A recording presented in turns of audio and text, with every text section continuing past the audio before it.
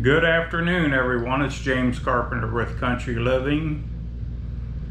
Today's topic is hitting rock bottom. I'm sure that everybody out there at one time or another has ran into that situation where they hit rock bottom and then they get to thinking there's no way out.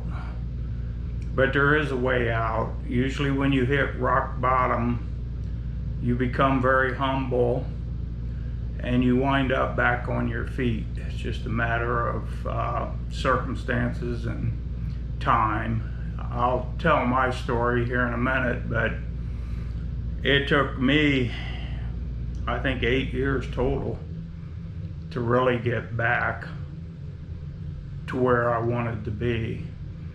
So basically, my story goes a little bit like this. I was married, I had 2 children, I thought life was good, and then one day a knock came at the door, and it was a deputy sheriff serving me divorce papers. Okay, that was a little bit tough to take, and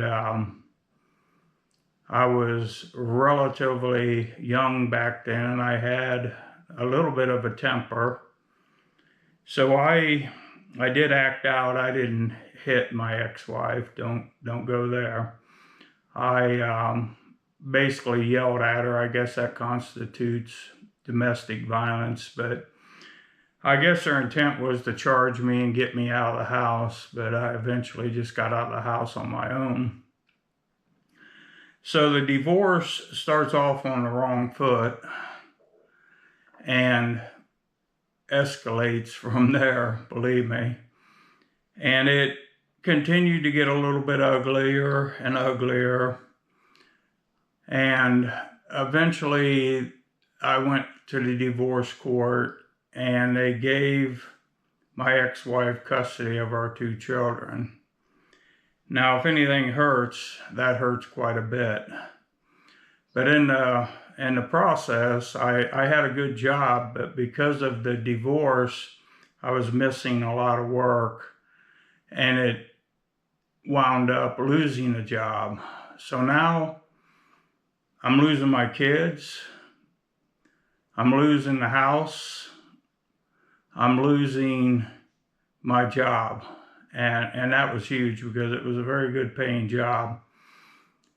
So basically overnight, I went from abundance to nothing. And I'm telling you, that's a wake-up call to go from abundance to nothing. But fortunately for me, I had my firstborn was a boy, and the second was a girl. The boy, he was about 6, maybe 7 years old when this happened. And even though my ex got custody, that son of mine wanted to be with his dad. And I'm glad, because I needed him, I'll be honest with you. So he come to live with me, and I obviously had all of his school records, the shots you have to get for this and that. And his driver's license was the big one because it had my address on it. And my ex at some point took me back to Children's Services, and they took me in for failure to pay child support. Well, in all honesty, I did my best to pay it, but after losing that good job, I had a few jobs that weren't so good and they didn't pay much. So my attorney approached the judge and let him know that, showed him a copy of the driver's license and the school records. The judge looked at that and he looked down at my ex-wife and he says, "Mrs. Carpenter, has he been living with his dad?" And obviously she said yes. And this is probably a decade later. He's old enough to drive by then. And the judge basically gave me custody of my son at that point, a little late in the game.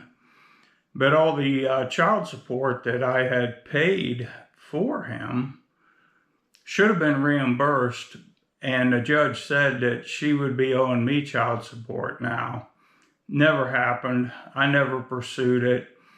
And if you're wondering why I didn't take her back to get the child support reduced, it was because the price to hire an attorney versus the amount of money you're paying in child support, sometimes you gotta weigh the difference. You know, how much child support could I pay for how many years compared to what this attorney is going to want to go back to court and see if he could get the child support reduced. So that was my hitting bottom. Fortunately in my life, I've only hit rock bottom that one time. And I said it took about 8 years to recover.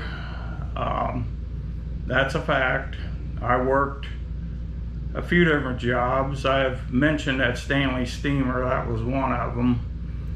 And I worked, I'm gonna call it excavating type stuff, putting in driveways, septic systems, and that kind of stuff. I did that for a while. And then finally I decided that if I was ever gonna get back to the income level that I desired, that I was gonna have to work for myself. So that's when I started the auto repair shop, and that was 35 years ago. And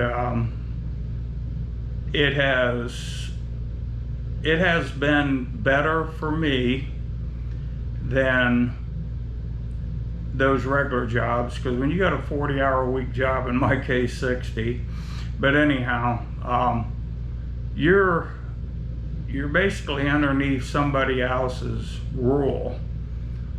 And I personally don't like that type of situation. I'll just be honest with you. So being self-employed was a godsend for me. It's worked out great. It's put food on the table for quite a few years. And obviously now I'm detached. My current spouse and my son with my current spouse, they run the office, and my oldest son, the one that came to live with me, is the top-notch mechanic, and he's really good. So that, I bring this story up because I had a viewer leave me a comment, and this is unfortunate. She went through some troubled times herself. I'm not going to get into her business. I'm not going to talk about it. I did respond and gave her my sympathy and a little bit of advice. And advice is just something that you hear.